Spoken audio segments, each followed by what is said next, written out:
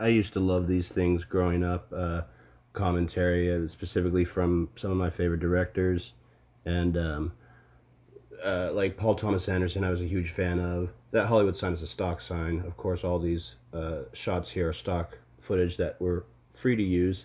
That is my actual room, and we are, of course, doing the opening of Citizen Kane right here, if you aren't aware. So in the opening, he usually whispers Rosebud, and we replaced it with Filmbuff. Um, my name is William Patrick Coleman, and this is the audio commentary for the first episode of Filmbuff called Fort Jackson, which was specifically designed to be released on the opening day of Avengers Endgame, which was the first day of the summer blockbuster season. There's a couple of things you should know about this going into it. One of those things was I had thought of this at a time when there's a lot of changes in my life. My mother had just passed, and I was going through a depression. I had just graduated Second City Improv, and I was about to be a first-time father to a baby boy named Jackson. And I was kind of going through, I don't know if you would call it a midlife crisis, but I was definitely going through something where I felt like I had to create something in honor of my mother, and in honor of my son that I was about to have, and in honor of a subject that moved me a lot, which was movies. Clearly here you can see that we are doing a take on Ferris Bueller's Day Off, and right there is a good friend of mine named Phil Marquez, who is helping us a lot behind the scenes, so we just used him for the Say Anything shot. And at the time that I was shooting this, you know, half the time I had a secret, and the secret was that I was going to be a father. I hadn't told anybody in California because the mother of my child, the wonderful Shannon McNamee, who you will hear me bring up every now and then, lived in Las Vegas, so I was able to kind of keep this information to myself, as well as the show. And that only lasted for so long because as the show goes on more and more, we kept casting more and more. But the whole idea and the whole premise of the show was to have a vehicle that all my friends who've always wanted to direct something can come and have their hand at directing something, or anybody that I've ever wanted to work with, acting-wise, or work with again, had an opportunity to come and be a part of the show. And it was just something for somebody to come in and do a little bit and move on. But there were some certain people attached to the show who were there from the very, very beginning and who helped set it up.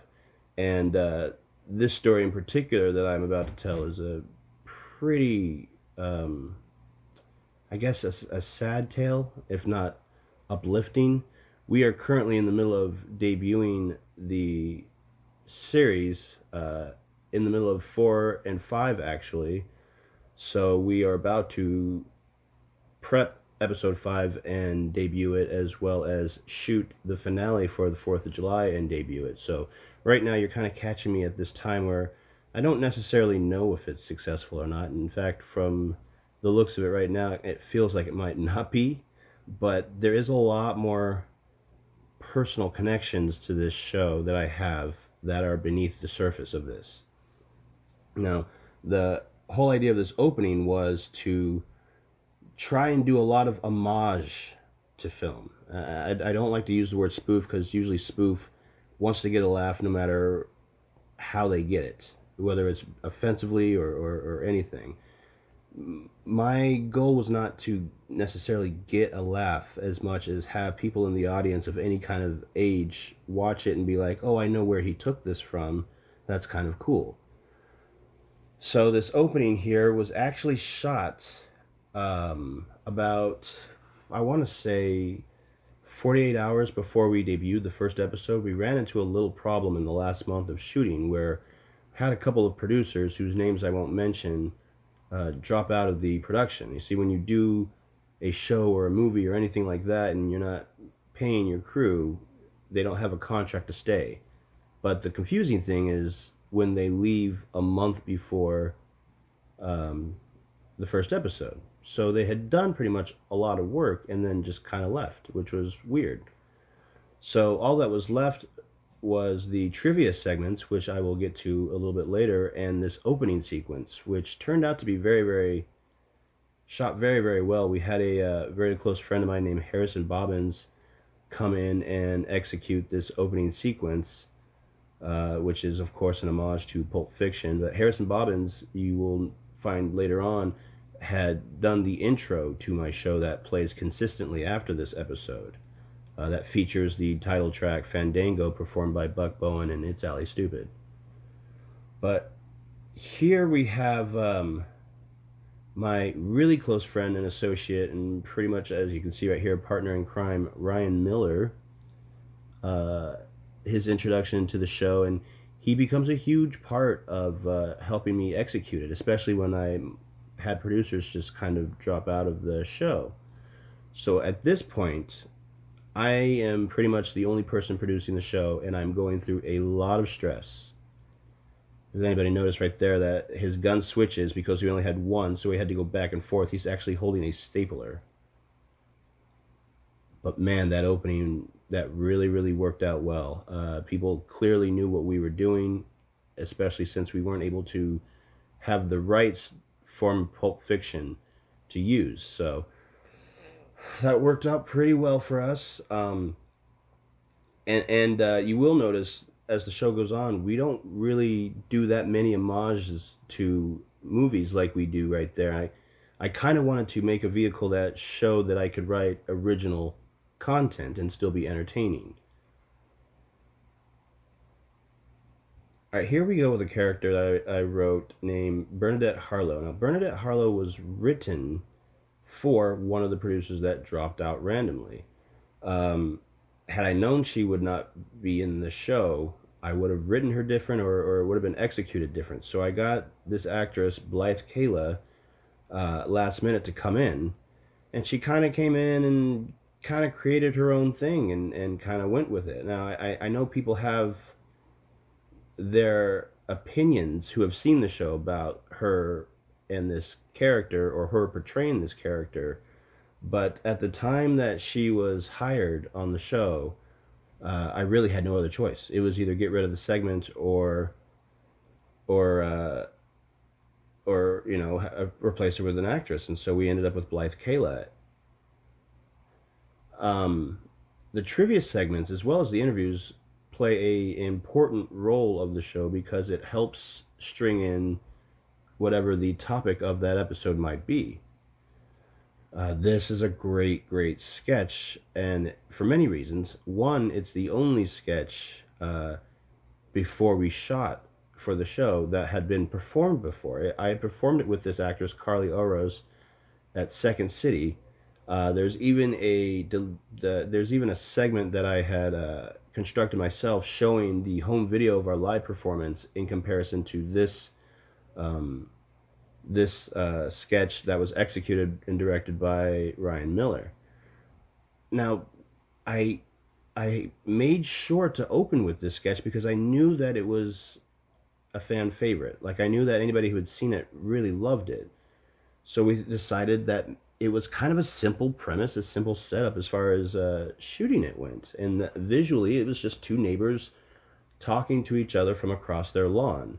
And we kind of just, we go back and forth from there. And as she tries to delve into his life and see how he's doing and how the family's doing, she kind of uncovers more and more that his life is crumbling and falling into pieces, and he's just delusional.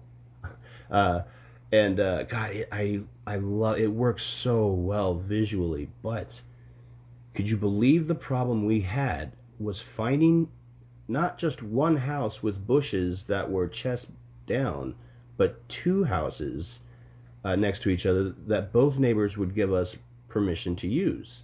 Our wonderful producer at the time was fantastic in finding this location for us. I just couldn't believe how hard it was that was what was holding us behind. But now that we'd gotten it and we shot it, it's just great. It looks great. It's shot really well, and it's 10 times better than how we performed it live. It just works so much better as a film sketch. Carly is really pretty. I don't she's just a strikingly beautiful woman. Um, see what else is there to this sketch. Yes, and so Gianna is the character's name. Carly Orr's character's name, and Gianna was named after probably might be my youngest fan. I had a really close friend named AJ whose daughter Gianna kind of followed a lot of my work and was real sweet. And so when I performed it live, I knew that Gianna was in the audience, so I went ahead and named the neighbor Gianna and just kind of stuck with that. There's not really a name or even numbers that go by in my show without any kind of personal, deeper meaning to it, whether it applies to the audience or not. But also, I refer to my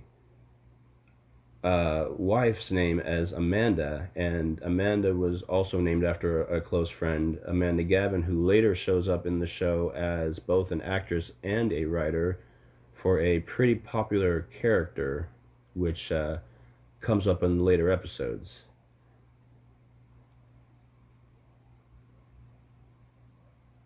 You know what amazes me about this sketch is that our sound is particularly good because we don't have the authority to block off roads. So we are literally waiting.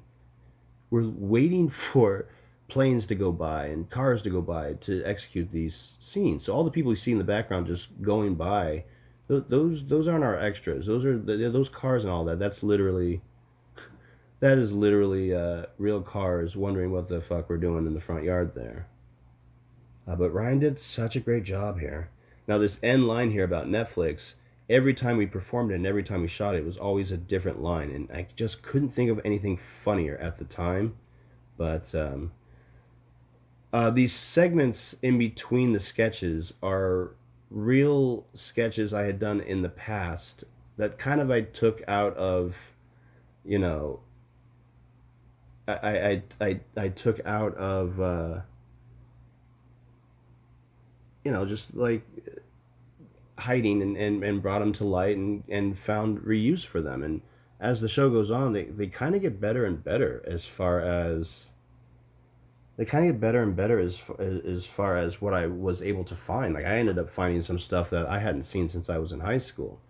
But these sketches right here, the moments of movie history, this was all Ryan and his comedy team Fruit Chicken, which are fantastic. You got to check out Fruit Chicken. I've done some work with them, but they have a lot of videos, a lot of sketch work. Skylar Jeffries and Paul Heredia. You can find Fruit Chicken on YouTube or any Facebook, and they're just great. But this was Ryan's idea, and this is his friend Sebastian Katonis. I hope I didn't butcher that name, but man, that guy is just great. And I came to set, and when we shot these sketches, it was when we lost the producers, and I was freaking out because we hadn't shot all of our sketch work yet. So I asked Ryan in an emergency to please come up with something to help fill in the time, and he came up with these 3 stories, which was, I guess the closest thing that I compared it to was a drunk history segment, except they weren't drunk.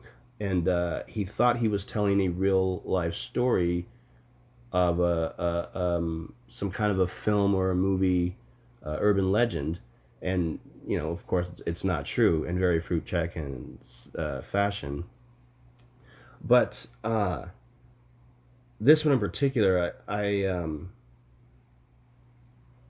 the Western, I kind of wanted later on, I wanted the other ones to come first, but Ryan, you know, was pretty hell-bent on this being in the first one. So this sketch alone made the first episode, is what made the first episode long, because it was originally just going to be in between, you know, 20 to 25 minutes, but this sketch I think is a good 5 minutes or so. And on paper it wasn't as impressive as when I watched Sebastian do it in person, and he did all 3 of the moments of movie history back to back to back. He recorded it all day, and I sat there and watched him all day do it in front of a green screen. And didn't really talk to him too much during the shooting. That was the first time I met him. But after we had cut, I had, you know, gone up to him and introduced myself, and I asked him, do you know what these are for? And he's like, yeah, I just, Ryan asked me, and I decided I'd do that. And he didn't know it was for my show. Sorry about that shot for whoever was bothered by it. I didn't want that to be in the first episode. I didn't have a problem with the joke, but I didn't want it to be in the first episode. So I told Ryan, if we have to have that joke in the first episode with the spaghetti and the porn reference, that we have to do it again. So the reason why I got brought back again is because of me. But Sebastian was great. And back to the story, he didn't know at all that he was doing it for my show. And so that's how we met. We met after I saw him record all of this. But great guy, really great guy. Next is the cinema chat segments. And these were very important to me, the cinema chat segments. Now, going back to the story about the producers who had dropped out, one of the producers who had dropped out at literally 24 hours before I did the cinema chat segments. And all the cinema chat segments that you see throughout the shows were done in one day.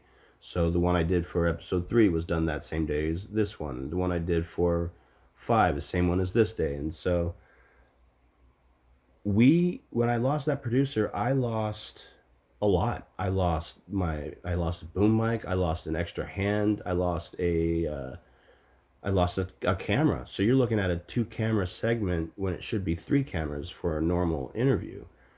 And so that I had this decision at this crossroads I had to make about, well, should I just give up on the show? Because I didn't want to make a show of just sketches. I didn't know that people would find me funny. I didn't know how people would take it. And the sketches, and much like the trivia, is what holds the show together with the theme. So to me, it was important, and it was literally the heart of the show. So I did what I could. I did what I could. And I'm really proud that we got through it. It was hell at the time, and I was going through a lot of self-doubt and a lot of just a lot of emotional pain about these decisions I was making to continue. And almost all the interviews you see, pretty much all of them, there's actually 20 minutes of footage in these interviews cut down to about 5 minutes. So my very good friend here, Thomas Keith Mahoney, is the producer of Girl in the Photographs and Removal and Anarchy Parlor and Raise, and he got to work with Wes Craven on Wes Craven's last produced film called the Girl in the Photographs with Cal Penn, and we grew up together. Thomas and I were friends since we were 17, 16. We're both from Las Vegas. I kind of stayed behind in Las Vegas and decided to live the college life without going to college, so did a lot of drugs, slept with a lot of women, and he actually went to college and graduated and got drafted over to AFI and became an instructor and a producer. And so that's kind of where our lives had separated. But when I moved to California, we met up again and picked up right where we left off. And I think people feel that this is some kind of a mock interview, but it's not. This is how Tommy is. This is the height of his excitement. He is really excited right now. This is as excited as he gets. This is as angry as he gets. This is him. But when we get together, there's just nothing but hours and hours of endless conversations about movies and movie topics. So I wanted him to come in to talk about summer blockbusters. And in the extended version of this, brings up a lot of great points about the history of summer blockbusters and where it originated from and where it came from and whatnot. So it's a shame it got cut down. People got the really wrong impression with the whole interview segment from the get-go. But he had to be my first interview. I was hell-bent on him being the first interview. It was a good luck thing to me, because I never really asked him to do anything. But this was one of those things I was like, please, you got to do it. I'm begging you, can you do it? And sure enough, he dropped what he was doing and came to meet me. And at this point, when we're shooting it, he has no idea how it's going to turn out. I'm not even convinced he's seen this episode or seen any of my show yet, but we still talk, we still hang out. I adore the guy, great friends with his family. Been friends with him for a good 20-something years. And people always talk about, hey, I could see somebody walking around in the background.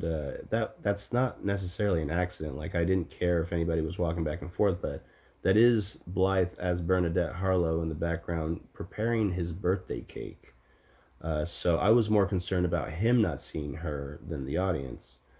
But luckily, that surprise made it to the final cut, and that's the real excitement of this interview. Is I was able to tell him happy birthday on the day that this video is released. So when I'm actually telling him happy birthday, it's about a week or so before his birthday, before his actual birthday. So like I said, the producers had dropped out halfway through the final month, so I had to get everything organized at the last minute, and there's just so much stress on my back, and I must have pissed off so many people. I feel horrible about it, but I mean, we're all still pretty good. We're all doing really well, and the majority of my crew is still helping me, construct these final episodes. And I think that, if anything, the segments of the interviews really date when the episode comes out or where we are in the world as far as movies are right now. It's a good and bad thing. You can see me shaking my head no to Blythe just a second ago. You can see me say, no, don't come out yet. I'm trying to get Tommy to look forward at me so he doesn't see the cake behind. But that's a good and bad thing that the episodes are dated, because again, like I said, a sketch show is a sketch show. It all depends on if you find the humor funny or not. But a talk sketch show really, like I always told people, Filmbuff was more like a late night talk show, except more sketch work than talk. But the talk was still relevant. It was still very important, and the talk subjects were about movies. Man, I must have reached out to so many names, so many people for interviews. And they were all very polite. The ones who had declined, the other ones had not even read my message. And he has a funny line here about his favorite Ralph's cake, and that's Tommy. That's all Tommy right there. That I guess is his favorite Ralph's cake. So, but yeah, I love the cinema chats, and as we progress, I hope they just get better and better, and people see what I'm really trying to do with this show.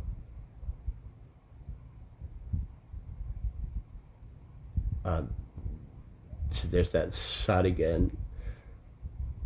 Okay, this is a very controversial topic for me. The Marvel sketch is what it's referred to, but it's actually called For the Fans. This was the very first anything we shot for the show. Anything. I had two directors, Kenny and Brandon Brown, and great guys. This office right here is actually Second City. That's my friend Matthias, and the other gentleman at the table is Zach Johnson, who is and was my roommate for about 5 to 6 years. So of course I have to put my roommate in the sketch. But the thing about this sketch is that I am sitting there acting with my friends and preparing the show, and I have this secret about my son. Nobody knows I'm about to be a first-time father. So I feel like that brought a lot of bad juju to the set. It got us off on the wrong foot, and I just feel so different about this sketch every time I watch it. I would have done it 10 different ways other than the way we had executed it. But they were first-time directors. We actually lost an actor that morning, so there were supposed to be 4 executives in there. So we had to take the lines and split them between Matthias and Zach, which is why Matthias improvs a lot in this. So much to the point where the editing is choppy because he just takes over the scene, and that wasn't necessarily fair to Zach. But I definitely purposefully wrote me to take the back seat on this because, like I had said earlier, I wrote things for my friends so that they would have their moments to shine in the one sketch that they'd be cast in. So this was a good example of me taking a back seat in my own show to share it with other actors. Sometimes it works. You'll see it works really, really well, and sometimes it does not work at all. But of course, like every shot you see Ryan in just absolutely fucking steals the fucking scene. Anybody doesn't know the history of Ryan and me, we did a little show, a little web series on YouTube called Murph and Burn Street Cops, and that's kind of how I met him. I met him through other people who were involved with that show. And I had worked a good, I want to say 5 years on that show before it got canceled mid shoot for the final episode, which was a movie. And I was just devastated. I was devastated for it to get canceled like that. For me to, if I don't have an ending to something, I can't sleep at night as a storyteller. It's imperative as a storyteller to be able to finish your story, whether it has a fan base or a following or not. It's imperative. So that's kind of, I mean, more or less, other than the other reasons I explained earlier, how Filmbuff got started. It was kind of this, well, if I have only one thing left to say, I'm going to say it all in one show. And that's how Filmbuff got created, really. And this sketch, it really it just has too much explanation, is my problem. Now I know what they're talking about, but I get over concerned that the audience might not know what they're talking about. So they come in, there's a lot of exposition right away. There's a lot of setup, where they are, what they're talking about, who's involved in what they're talking about, the history of what they're talking about, and then they go forward with the joke.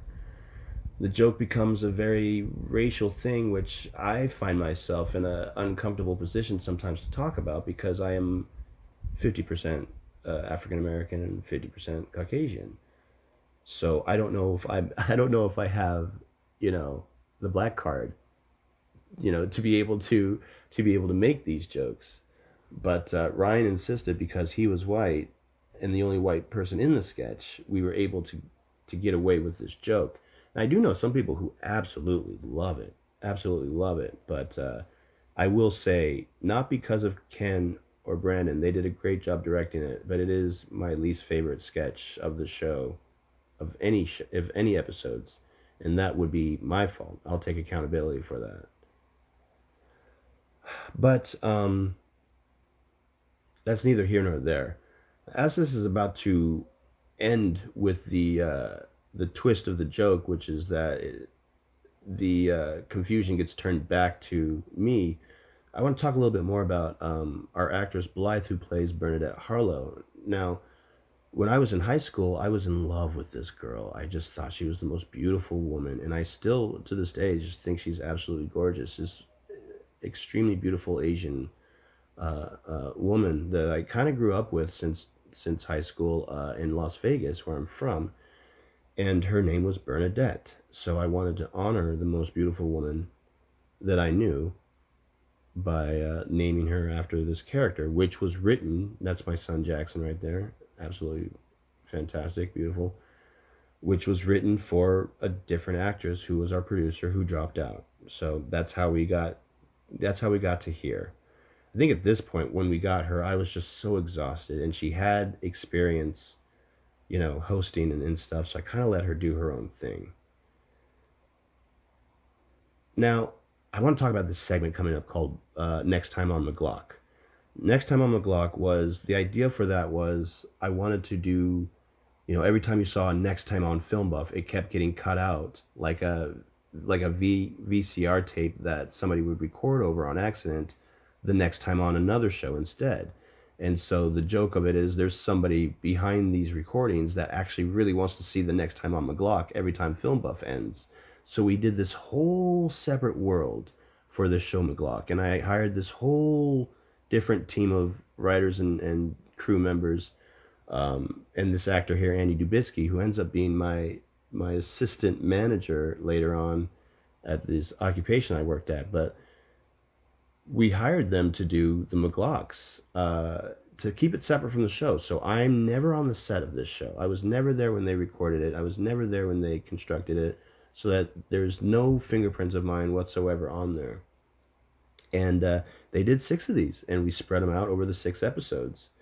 It definitely became a fan favorite, like I knew it would. I knew it would too. But the thing about McGlock is less is more, and I call it the Stifler effect. I mean, how many times is American Pie funny? The more Stifler is in it. By the time we get to American Wedding, it's 50% Stifler, and the other 50% of the remaining characters. You can't beat a horse, So by the way, on the bottom there, produced by Channel S2K. S2K was a high school movie that I made with Tommy. It was Scream, the movie Scream, with all of our friends, because we loved Wes Craven and we loved the Scream series, and we graduated in 2000, which was Y2K, so we just replaced the Y with S, and that's the only thing about me that's on the McGlock commercials. That's the only stamp that's me on there. But yeah, Andy kept trying to come up with more McGlock, and I was like, you're gonna kill the McGlock thing. But here we go with the separate sketches and their actual titles. And the credits is the only time you're going to be able to find out the actual titles of these segments and the directors and the writers behind it. Right there, you'll see Next Time on the Glock is Andy Dubitsky, and the team that I hired to do it, which was Heckler Films. They, like Fruit Chicken, also have a lot of short films online that are fantastic. Sean George and Michael Chow. All are a special thanks. There's Shannon McNamee, the mother of my beautiful son. I do want to thank Petri Entertainment for providing the theater location that took a long time to find. I'm very thankful for them, and Harrison and Austin, who was our photographer, and some other people whose names that are in their credits but don't actually pop up until way later. Anyways, I'm very happy that you took the time to hear this commentary. If you made it all the way through, thanks again. My name is William Patrick Coleman, and this is For Jackson, the debut episode of my show, Filmbuff. Thanks for listening.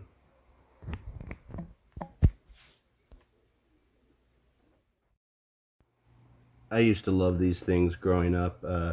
Commentary, specifically from some of my favorite directors, and like Paul Thomas Anderson, I was a huge fan of. That Hollywood sign is a stock sign. Of course, all these shots here are stock footage that were free to use.